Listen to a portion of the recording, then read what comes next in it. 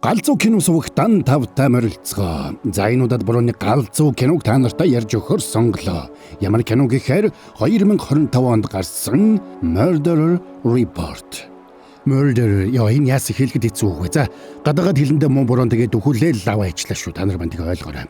За тэгээд энэ галзуу киног та нарт ярьж өгөхөд дугаарын хамтрагчаар төгс орчныг танай гэрт Panel House дэлгүүр хамтран хүргэж байна. Өмнө нь хэлжүүлсэнчлэн Panel House дэлгүүр маань цагаан сар зориулсан галзуу хямдралаа үргэлжлүүлсээр л байгаа шүү дээ. Ханын хулсан хавтан гоёлын rake солонгос элбэтийг хулдаасан шал тавилгын хавтан гоёлын бариул MDF rake бүгд галзуу хямдарсан байгаа юм байна.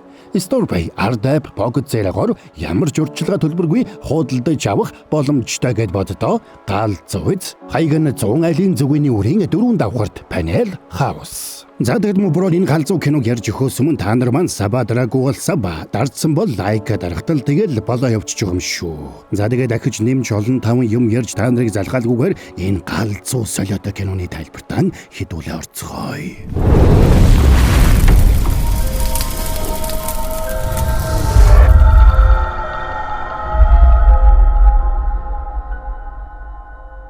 За нэг хүн Бэг Сонжу гэх сэтгүүлч рүү залгаад өөрийгөө 11 хүн алсан цуврал алуурчин гэж хэлээд тэрнтэй уулзах хүсэлтэйгээ хэлснээр кино эхэлнэ. Дүр солигдоход бороотой бүрхэг өдөр сэтгүүлч Сонжу нөхөртөөгөө машинаар явж байгаа харагдана. Тэр хоёр өсвөр насны охиноо сүүлийн үед хачин ажиллах болсон талаар ярилцаж явлаа. Сүүлд охиныхын цүнхнээс жижиг тонгор гарсанд Сонжугийн санаа зовсон байж.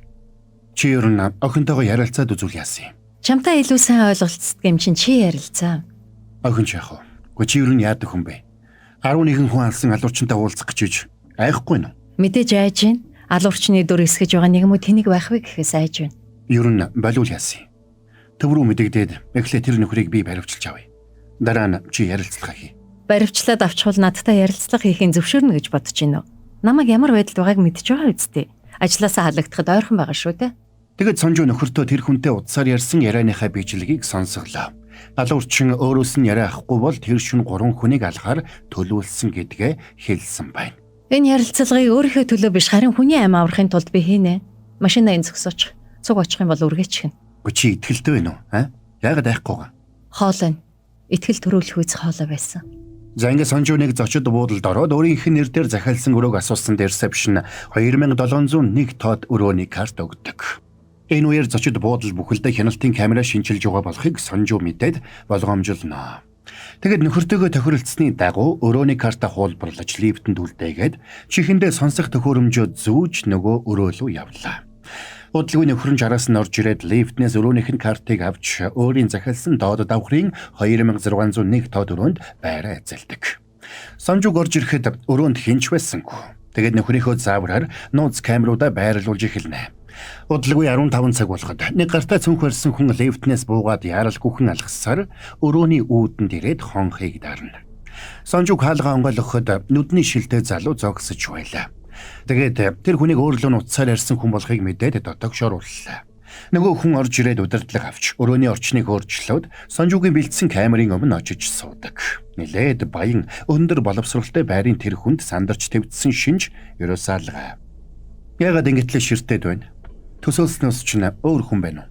Ерөнхийдөө миний төсөөлсөнтэй адилхан байна. Таны үйлдсэн гэж хэлсэн 11 аллагын газраас аль нясан ч нэг ч улам илрээгүй. Тэр олон камеруудын аль нь ч таныг бичиж чадаагүй.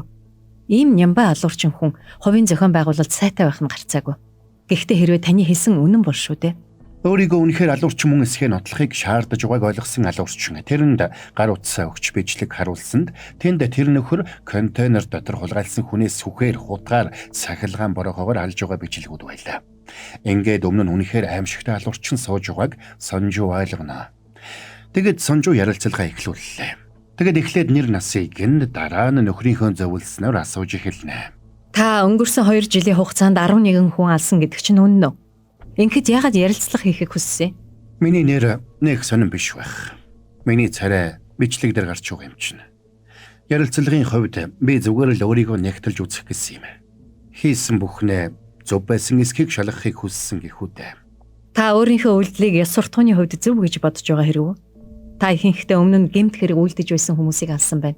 Энэгээрээ та нийгмийг цэвэршүүлэхийг хүссэн гэж ойлгож болох уу? Хэрвээ та ингэж бодож байгаа бол том энд өрч байна. Миний аллагууд бол цэвэр эмчилгээний зорилготой. Нийгмийг эмчлэх, нийгмийг цэвэрлэх хоёр адилхан биш гэж юу? Үгүй ээ. Өвчтнөө эмчлэх тухай ярьж байна. Би бол мэрэгжлийн сэтгэл зүйч хүн. Тэр хүмүүс яг л хорт хавдар шиг миний өвчтнүүдийг зовоогоод байсан юм. Тийм учраас би өвчтнүүдийнхээ төлөө тэр хүмүүсийг зайлуулсан гэж ойлгож болно. Тэгвэл бүр ойлгомжгүй болж байна. Хэрвээ тийм юм бол яагаад ингэж ярилцлага өгөх болов? Эрсдэлтэй биш гэж юу? Хийх ёстой зүйлээ хийхийн тулд эрсдэл хүлээх ёстой болох үе бий. Тэгвэл та өөрөө яах гэж энд ирсэн юм бэ? Та надад нууцыг чандлан хадгалвал аюулгүй байх болно гэсэн баталгаа өгсөн учраас. Тэгвэл та нууцыг чандлан хадгалсан уу? Санжуу болон тэрний нөхөр тавгуудсан ч мань хүн бие барьж. Тийм ээ. Мэдсэн юм аа. Би таны намтрыг уншиж судалсан. Та бол ухаалаг, авьяаслаг, бас зоригтой. Тиймээс би танд яриа өгөхөр онцгойлон сонгосон юм.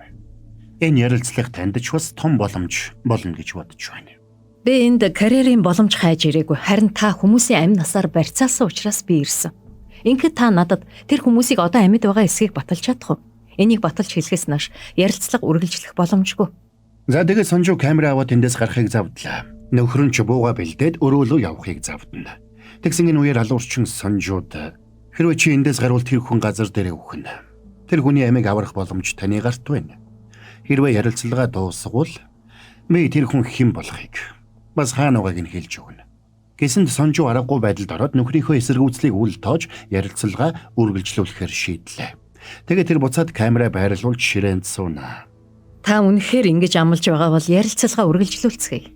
Та өөрийнхөө үйлдэлийг эмчилгээний зорилготой гэж хэлсэн. Ийм цоврал аллага үлдэж эхлэх цаад сэтэл чинь яг юу вэ? Чи эмэгтэй хүн болохоор чамд ойлгомжтой байх үүднээс нэг түүх ярьж өгье. Нэг сайхан сэтгэлтэй эмэгтэй байж тэр сэтгэлтэй залуутайгаа гэрлэж тэгээд жирэмсэн болсон байж.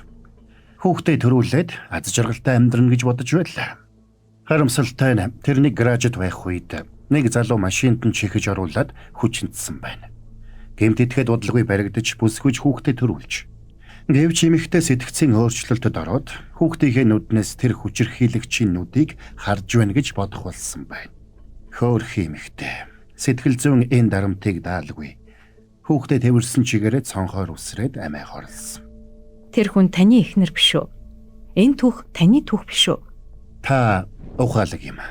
Дорн мэдчлээ. Хүн яаж ч нуух гэж оролдсон. Хүний бие худлаа ярьдаггүй юм. Та их мэдрэмжтэй хүн юм. Нэгэнт та мэдсэн учраас би чөлөөтэй ярив. Эхнэрээ нас барсны дараа би сэтгэлээр унсан. Сэтгэл зүйн эмч байж эхнэрээ эмчилж чадаагүй. Тэгэд би өшөөгөө авахар шийдсэн. Шүүх хурлийн үеэр 4 жилийн ял авснаа сонсох үед тэр новш инээмсэглэж байлаа. Тэгэд би тэрнийг суллагдмагцсан өшөөгөө авахар өдөр шөнөгүй бэлдэж эхэлсэн. Үдсэн ядалтанд автахад цаг хурдан өнгөрдөг юм билээ. Тэгээд 4 жил өнгөрөхөд би тэрнийг шоронгийн гадааг хүлээж зогссон. Тэгсэн дээр гарч ирээгүй. Тэр новш суллагдахаас 1 хоногийн өмнө өндөр хүчтэлд цохиулаад амиа алдсан байсан. Тэр зовж өгөөгүй. Хэдхэн секундын дотор л өгсөн гэсэн. Эннээс болоод тэр амьдрах утга учраа алдсан байж. Тэгээд тэр зовлонгоо мартахын тулд хар тамхинд орж тэгсэн тэр бүхэн өөрийг нь зовлонгоос чөлөөлөхгүй гэдгийг ухаарчээ.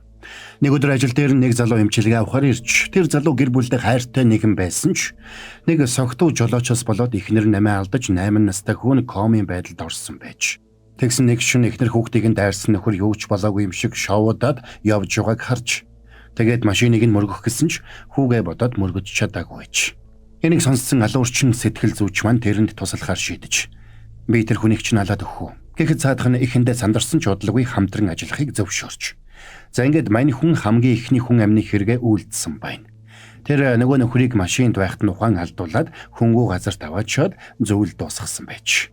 Энэ эмчилгээ чинь тэгээд үр дүнтэй юм уу?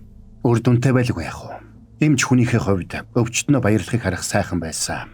Мэдээж үүгээр тэр хүний зовлонг ормөргүй алга болгохгүй ч баг зэрэг нэмгэлж болно.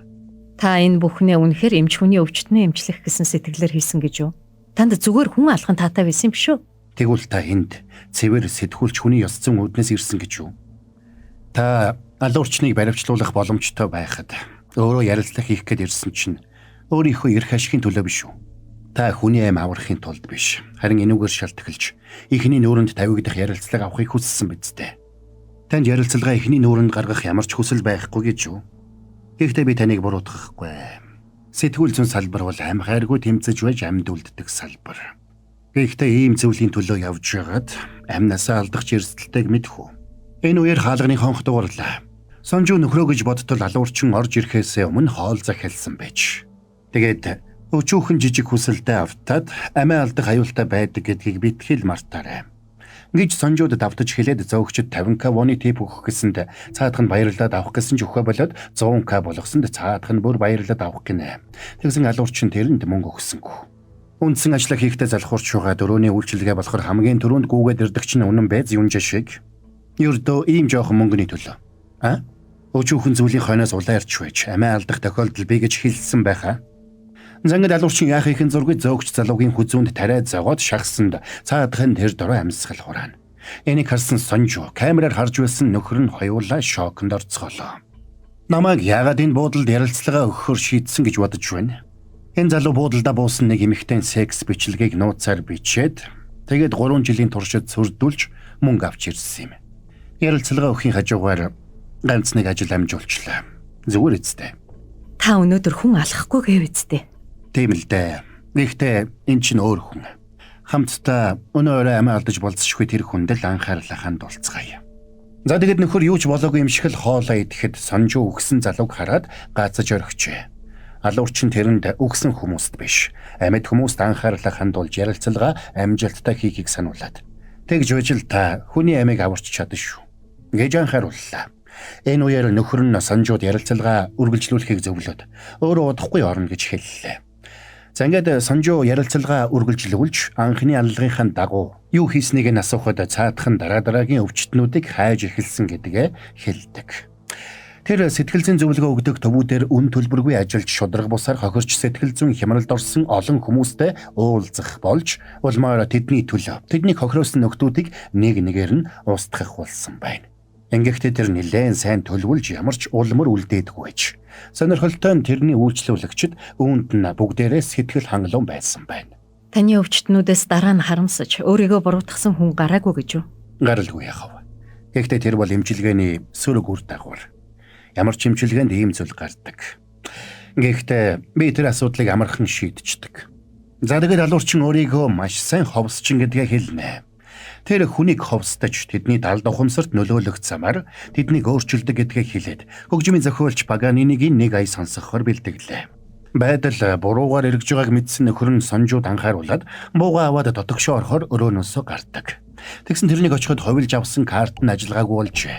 Тиймээс тэр аргагүй байдалд ороод өрөөн доторхыг камераар харж байхын тулд буцаад өрөөлөвгөө орлоо. Энэ үеэр алуурчин Сонжууд өөр нэг түүх ярьж өгнө. За сори бажаараа броникэсник та нартай хэрэгтэй реклам алгадах. Юу гэхээр цагаан сарыг тохиолдуулаад Panel House дэлгүүр маань гал зүү хямдрал зарласан хിവэрэ байгаа шүү. Зах цухалсан дурдахад биш үү? Ханийн гоёлын гэрэг 15,000, ханийн гоёлын хулсан хавтан 98,000, Солонгос LVT хулдаасан шал 35,000, тавилгын DCB хавтан 120,000, ханийн MDF rake 48,000, акустик хавтан 48,000 болж хямдарсан байна гэж боддоо. Хаягн зүү айлын зөвгөний үрийн 4 давхарт Panel House. За тайлбараа үргэлжлүүлцгээе. Нэг чадварлаг хийлч хүү байж. Тэр хүү авьяаслаг боловч ядуу. Эмээтэйгээ хамт амьдардаг байж. Тэгсэн ангийнх нь нэг баян айлын хүүхэд тэрэнд татаархаж бүтэн жилийн турш дарамтлаад эцэстээ зүүн гарыг нь гимтээгээд хөгжим тоглох боломжгүй болгосон байж. Тэгээд алуурч. Би тэр дээрлэх хүүхдийг өнөөрөө ална. Гэхдээ мань хоёр сандарлаа. Алуурчин тэр хүүхдийн оюун санаанд урт хугацааны туршид ховсоор нөлөөлсөөр эцэст нь сургуулийнхаа дээвэр дээрээс үсрэх сэдлийг аль хэдийн өгсөн байж.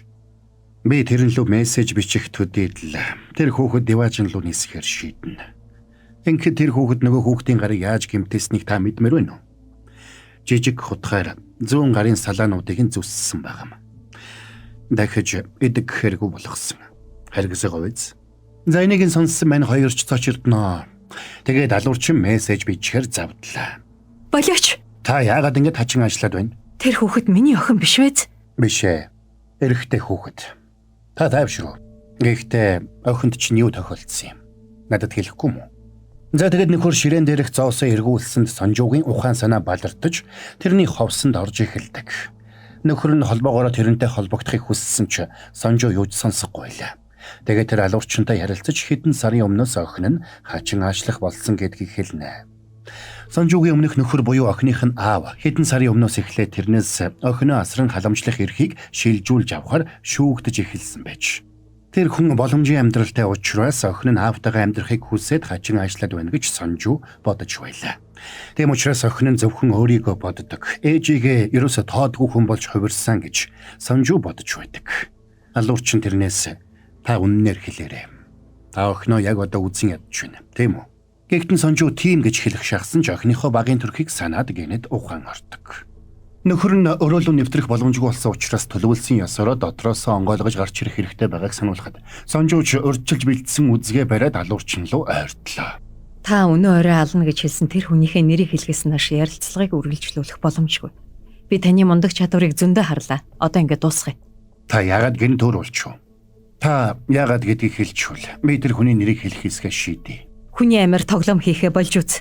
Ойлголоо. Би танд хэлье. Гэхдээ эхлээд та тайвшраа суучих. Үнэхээр мэдмээр байгаа бол би хэлье. Гэхдээ би тэр талаар танд биш. Доод давхрын өрөөнд сууж байгаа цагдаад хэлвэл илүү үр дүнтэй биш үү? Та чинь юу яриад байна? Тэр удахгүй наашаа гарч ирэхгүй гэж юу? Өөрийнх нь тухай ярьж байгааг ойлгосон нөхөр нь яарч өрөөнөөсөө гарах гэсэн ч өрөөг нь хэн нэгэн төвөгчч. Энэ үеэр алуурчин Сонжуугийн нөхрийн өрөөнд байсан утас руу залгахад цаадах нь уцаавлаа. Тэгсэн алуурчин тэрнтэй ярьсангүй. Зүгээр л тэрнийг өрөөндөө байгаа эсхийг шалгах гэж байж. Алуурчин Сонжуу руу ойртлоо. Та яагаад сандраад байгаа? Ямар нэг таалагдахгүй зүйл болоо юу? Яасан? Хүн ирэх ёстой мó? Жишээ нь мөрдөгч хан сангуу ч юм уу? Харамсалтай байна. Тэр одоо гүн нойрондоо дугжирч байгаа байхад. Тэгсэн үнэхээр нөхөр нь хортой утаанд хордоод ухаан алдаад унсан байлаа. Сонжууч үзгээрээ тэрнийг хатгах гэсэн ч цаадах нь гарыг нь барьж аваад сэтгцийн асуудалтай хүмүүстэй ажилдаг хүн хурдан хөдөлгөөнтэй байхгүй болдгоо юм да. Гэж хэлээ тэрнийг үзгээр нь хатгасан ч Сонжуу ухаан алдаад унлаа. Ухаан орохтон тэрнийг сандалтай нь скотчор хүлсэн байлаа. Тэгээд урд нь мис цасны худаг гаргаад тэрнийг нууцаа хадгалаагүй гэж буруутгах нь. Намайг уучлаарай. Миний буруу. Зүгээрээ. Би бас чамд худлаа хэлсэн болохоор асуудалгүй. Энэ ярилцлагыг би өөртөө зориулж хийгээгүй. Ярилцлагын гол дүр нь би биш, харин чи. Би тантай уулзаж нэг зүйлийг мэдэх гэсэн юм. Та айж юу? Нөгөө талд хам мөрдөгчийг бас сандалтай нь скотчтод хүлчиж. Та ямар нэг муу зүйл хийгээгүй үз. Таныг шархтуулахад хүргэх ямар нэг зүйл хийсэн эсхээс санаж байна уу? Үгүй. Би муу хүн биш. Итгэлтэй байна уу? Тэгээд алуурчин скотчийг нь хутгаараа тасдаж тэрнийг суллаад тайвширч угаад нухацтай бодохыг санууллаа. Сонжуу хэсэг бодсны эцэст энэ Иршин группийн асуудлаас болсон уу? Гэхдээ цаадах нь тэр талаар сонсохыг хүсдэг. Тэгсэн хам мөрдөгчийг хүлээснээсээ мултрах гэж оролдож байгааг мэдээд тэр удсаа гаргаад тэр өрөөний камерыг утсан дээрээсээ Сонжууд харууллаа. Тэгээд хам мөрдөгчөө та томото байхгүй бол Сонжуугийн амнаас аюулд орно шүү гэж сануулад Сонжууг яриагаа үргэлжлүүлэхийг тушаадаг. Жил орчмын өмнө Элшин группт ажилладаг Мин Сок Хван гэгч хүн Сонжуутай холбогдож Элшин группийн харьяа ISBO гэх лаборатори 10 жилийн өмнө шинэ нэм гаргаж авах туршилтын үеэр химийн хаягдлаа нэг гол руу их хэмжээгээр урсгадаг байж. Тэгээд тэд энэ асуудлаа нуухын тулд цагдаа прокурорынханд их хэмжээний авилга өгсөн байж. Тэр хүн авилгын мөнгийг хариуцдаг санг удирдах байсан учраас энэ талаар мэдээлэлтэй байсан байна. Тэгсэн тэр цагаас хойш хэдэн жилийн дараачаас тэр хавийн хүмүүс тэр дунд хүүхдүүдийн дунд хорт хавдрын тохиолдол эрс нэмэгдэж. Тиймээс тэр хүн Элшин группийн булхайг Сонжуунд илчилсэн нь тэр байлаа. Сонжуунч ярилцлага авч хангалттай мэдээлэл цуглуулж тэгээд мэдээгээ нийтлүүлэхийн өмнөхөн гэрт нь байсан холбогдох материалууд бүгдээрээ хулгайлагдсан байж. Энээс гадна тэр шөнө нөгөө хүн машинд дайруулад амиа алджээ. Ингэж ноцтой хэргийн цорын ганц гэрч болоод холбогдох баримтууд нэг шөнийн дотор алга болсон байж. Тэгсэн сарын өмнө тэдний байгууллагын дотоод аудитаас шалгалт орж тэрнийг Элшин групптэй хамтарч чухал мэдээллийг нуун дарагдуулсан гэж буруутгажээ. Учир нь энэ талаарх мэдээллийг тэдний дотоод аудитэд хэн нэгэн мэдэгдсэн байна. Иннээс болоод Сонжуу ажлаасаа халагдах дээрээ тулаад байсан нь тэр байж. Сонирхолтой юм. Та тэгээд үнэхээр буруугүй мүү? Би ямар ч буруугүй. Хариулахаас өмнө сайн бодоорой. Та охиныхоо нэрээр тангаргалж чадах уу? Миний охиныг энэ хэрэгт битгий гутга. Тайвшраа. Чамайг буруугүй гэдгийг би мэднэ. Яагаад гэвэл танай байгууллага руу холбогдсон хүн нь би байсан юм. Хэрвээ би тэгэж холбогдоогүй байсан бол та өнөөдөр энд ирэхгүй байх байсан шүү дээ. Гэхдээ би таныг оруулахын тулд энд авчираагүй. Харин таныг эмчлэхийг хүсэж байна. Намайг эмчлэн гинэ. Энэ үеэр хам мөрдөгч Скотчо тайлах гэж байдгаараа оролдоно. Тэдний хоорондын бүх яриаг хам мөрдөгч нэгднэгэнгүй сонсож байлаа. Алуурчин ч тэрний сулрах гэж оролдож байгааг утсаараа харж байлаа. Та тэрнийг мултрах гэж яаж хичээж байгааг харж гинөө. Тэр танд үнэхээр санаа тавьдаг байсан бол таны амь насыг бодоод томоотой хэвдчих байсан юм. Би босч болохгүй гэж тодорхой анхааруулсан биз дээ. Гэхдээ би танд нэг зүйлийг хэлье. Тэр баримтыг хулгайлсан хүн нь хам мөрдөгч байсан. Таныг тэр баримтыг тэр газарт нуулсан гэдгийг өөр хэн мэдж байсан байж болох уу? Таныг тэр өдөр оройтно гэдгийг хэн мэдж байсан байж болох уу? Нэг л хүн мэдж байсан. Тэгээд алуурчин тэрэнд одоогийнх нь нөхөр сангуу мөрдөгчийн бодит байдлын талаар ярьж өглөө. Тэр ихэндээ шудраг сайн цагдаа байсан ч гэмт бүлэглэлийн орхинд орсон байж. Тэгэд тэрнийг залуу бүсгүйгээр өрхтөж тэрнтэй хамт хонуулж. Тэгээд тэрний бүх бичлэгийг хийгээд хажууд нь хар тамхи тавьж зургийг нь дараад үүгээрээ тэрнийг барьцаалах болсон байж. Хам мөрдөгч өрхөнд орсноо мэдсэн ч бүх зүйл оройтсон байжээ. Тэгээд тэр гэмт этгээдүүдийн утсан хүүгэлдэ болсон байна. Ингээд тушаал дэвшиж угаад гэмт бүлэглэлийн ихнээс мултрахыг хүссэн Сангу даргийнхаа хүсэлтээр Илшин группийн мэдээллийг хулгайлж дарагдаа өгсөн байж. Тэгсэн хариуд нь дарга нь тэрнийг тушаал дэвшүүлэхийн оронд нөгөө зургуудыг нь харуулад өнгөрч. Чи энэ бүхнээ нотолж чадах юм уу? Боллгүй яхав. Одоо ч хүний хаагур явж юу хийснийг бүгдийг нь мөрдөж болдог болсон цаг шүү дээ. Миний өвчтнүүд дотор ийм ажил хийж чадах программистууд мерсэр би. Та хоёрын төлөвлөгөөг анханасаа мэдэж байсан. Гэхдээ энэ баримт хулгайлсан асуудал тэрний тарьсан гол хэрэг биш ээ. Тэр явдлыг харсан гэрч байгаа. Сонжо.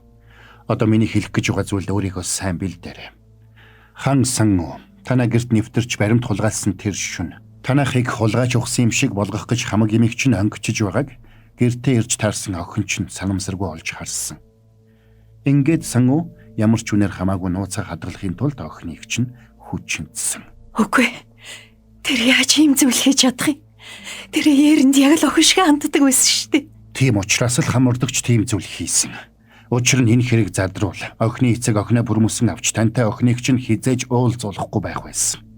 Охин ээжигээ алдахгүй тулд энэ тал дээр нэг ч үг дуурахгүй гэдгийг хам мөрдөгч маш сайн мэдэж байсан. Энэ үг Сонжууд хүн дээр туслаа. Тэр хэлсэн бүхэнд нь итгэхийг хүсэхгүй байсан ч бас үгүйсгэж чадахгүй байдаг. Тэгэд ягаад энэ бүхнийг зохион байгуулсан болохыг асуухад алуурчин өвчтнийг ийм байдлаар шахаанд оруулж байж тэрнийг өөртөөгөө нүүр тулахад нь тусалдаг юм гэж хариуллаа. Ингээд энэ бүхэн анханасаа өөрт нь зориулж зохион байгуулсан үйл явдал байсныг ойлгосон Сонжу хэлэх үггүй болж суудалдаа сууна. Алуурчин тэрнийг тайвшруулах гэж оролдоно.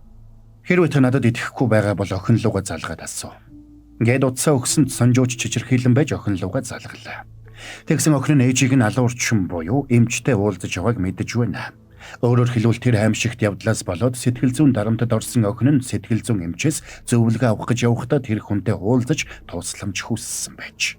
Ингээд алуурчны хэлсэн бүхэн үнэн болохыг Сонжуу ойлгоод өөрийн эрхгүй ойлж эхэлнэ. Одоо яах вэ? Эмчилгээ хийх үү? Ярин аль хэдийн сонголтоо хийсэн. Харин одоо таны сонголтоо хийхээлж. Би өөрөө тэрнээс асууж үзье. Тэрнтэй нүр тулж байж би үнэн эсхийг мэдэх болно. Болно. Гэхдээ юу ч болсон бэ? Зөвхөн өөртөө л итгээрэй. Энэ үеэр хам мөрдөгч хүлээснээсээ арай хэм ултарч байлаа. Тэгээд өрөөнөөсөө гарахаар угсгийтэл өмнөөс нь Сонжуу ороод ирнэ. Сонжуу. Чи зүгээр үү? Яринд хийсэн зүйл чинь үнэн үү? Чи үнэхээр яринд тийм зүйл хийсэн чинь үнэн юм уу? Бууга болох. Чи чинь галзуураа юу? Надад итгэхгүй байгаа мó? Энэ олон жил хамт байсан байж надад биш. Тэр солиодод итгээд байгаа мó? Тэр галзууг эхлээд барьцгаая. Тэгээд дараа нь асуудлаа шийдэе. Зүгээр тайвширч. Сонжуу юу ч болсон бэ? Зөвхөн өөртөө л итгээрэй. Гэсэн үгийг санаад хэрэг болсон өдрийн маргааш цагдаа нар гэрт нь үзлэг хийж байсныг саналаа. Хамөрдөгчиг хэргийн газарт үзлэг хийж байх үеэр охин нь өрөөнөөсөө цохойжхад буцаад орохдоо ямар царайтай байсныг сонссон Сонжуу тэрнийг үнэхээр тийм жигшүүрт хэрэг хийсэн болохыг угаарна. Тэгсэн хамөрдөгч бууг нь булааж аваад Сонжууг түлхэж унгаалаа. Сонжуу тэрнлүү дайрсан дөнөөхөн тэрнийг үстэж аваад нэвширтлэн зодож эхэлдэг. Энэ бүхэн алдаа байсан гэж хэлээд байхад яадаг новшвэ? Би чамайг ална да. Ална гинэ. Би чамайг өөрөө чинь алдчихъя л да. Одоо болно хансан муу. Чи хэтэрхий хөөрөлд автсан байна. Энэ асуудлыг эндэ чимээг үхэн шийдэе. Муу солиотой навш чимээг үгнэ. Тгий. Би та хоёрыг далаад бүхнийг энд чимээг үхэн шийдчихье. За тэгээд нөхөр гохоод арсан ч буун сумгүй байлаа. Тэрний буу сумгүй гэдгийг алуурчин анханасаа мэдэж байж. Энийг мэдсэн Сангу тэрэн лүү дайрах гэсэн ч Санжуу тэрнийг унтуулдаг тариагаар тарьж орхисонд хам мөрдөгч тэр дороо ухаан алдаж унлаа. Бити санаа зов. Тэр зүгээр л ухаан алдсан. Үлдснийг нь би зохицуулъя. Одоо тайвшраад гэртээ харж амар. Яринийг миний өмнөөс тэврээрэй. Санжуу гарч явахаас өмнөхөн эргэж хараад тэрэнд талархаж толгой дохиод ихэр татан гомдолтойгоор уйлсаар гэрлүүгээ явлаа. Дөрсөлөгтөхөд хам мөрдөгчийг нэг дүүрэн хулдаас дэвссэн хөнгөө өрөөний голд хэвтүүлжээ. Тэрний нүднээс нь юу ч хөдлөхгүй байлаа. Яасан? Айсан уу? Одоо чи Яриний мэдэрсэн айдас болон өвдөлтийг мэдэрнэ. Гээд алуучин тэрнийг хайр найргүй зөөсөж эхэлдэг. Нүрс солигдоход эмч Ярин охинд ховсын эмчилгээ хийгээд дуусаж байгаа харагдана. Охины сэтгэл зүйн байдал дээрдэж хардарж зүудлэхэ болсон байж. Охин нөгөө хүнийг эргэж ирэхгүй байгаа гэж болгоомжлон асуухад эмч тэр хүнийг сургаггүй алга болсон гэж дуулсан. Дахиж ирэхгүй гэдэгт нь итгэлтэй байж болно. 2-7 хоногийн дараа уулзцгаая. Гэсэнд охин тайвширсан байдалтай гараад явлаа. Охины гарч явсны дараа Санжуу орж ирнэ. Та ховс эмчилгээ хийлгэхгүй гэдэгтээ үнэхээр итгэлтэй байна уу? Буруу таглаасаа салахыг хүсэхгүй байна уу? Зүгээрээ би угаасаа гэмт хэрэг хийсэн хүн юм чинь. Харин танд ямар байна? Тэр бүх аллагын эцэст цуснд будагдсан гараа угаах хэцүү л байдаг бах та. Санжуу гарч явхад алуурчин эмчийн сэтгэл нь уймраад үлдлээ. Тэгээд тэр гараа хараад хэсэг суусан ч хүүхдийн хүчирхийллийн золиос болсон сүүлийн нэг өвчтөн үзүүлэх гэж байгааг сонсоод сэтгэл нь сэргэж өвчтнийг дуудаж оруулснаар кино маань конец фильма. За, энэ түрээд энэ галзуу солиотой киноны тайлбар маань дуусч байна. Яа, сүүлдээ бүр юу ч болоо явж байна ч одоо. Нэр могоо ирээн гадна хүний ирээн дотроо гэдэг үг л мө бороод нь санагдлаа. Та нарт маань ямар санагдав? За тэгээд мө бороогийн тайлбар ойлгомжтой байж таалагдсан бол энэ галзуу киног та нарт ярьж өгөх боломжийг олгосон Panel House-д баярлалаа гэсэн комментиг та нар маань үлдээгээрэй. Гиснээс манайхан Panel House дэлгүүр маань цагаан сард зориулсан галзуу хямдралаа үргэлжлүүлсээр л байгаа шүү. За тэгээд магадгүй гэртээ засвар хийх гэж байгаа галзуу кино сувгийн үзэгчид та нар маань Panel House дэлгүүрээр нэг ороод гарцгаана биз? Галзуу хямдралаар гэртээ галзуу гоё засвар хийцгээгээрэй гэж мө бороо хүссэн ёроо. Төгс орчныг танай гэрт Panel House. За тэгээд та нар маань мө бороогоо буюу галзуу кино сувгаа дэмжихийг хүсвэл саба дараагүй бол саба дарцсан бол лайк дарагдал тэгэл болоо явчихж байгаа юм шүү. Тэгээд хэдүүлээ дараагийн бас нэгэн галзуу солиотой киноны тайлбараар эргээд уулзцгаая.